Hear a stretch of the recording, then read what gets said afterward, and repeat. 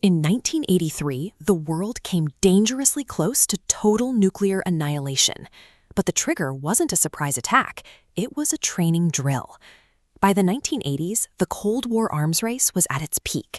Soviet intercontinental missiles were locked onto American cities, ready to strike in minutes. And Soviet military planners had developed a terrifying core strategy. If America ever launched a first strike, the Soviet system would absorb the hit and unleash an unstoppable, massive retaliation. Then came November 1983 and a NATO military exercise called Able Archer.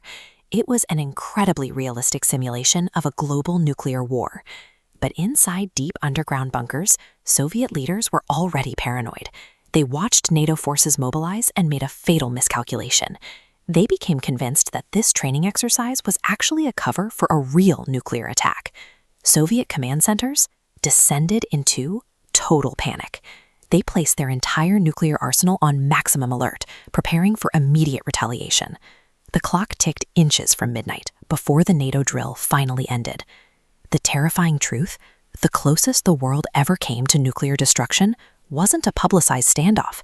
It was just a silent, terrifying misunderstanding, buried deep inside the walls of a secret Soviet bunker.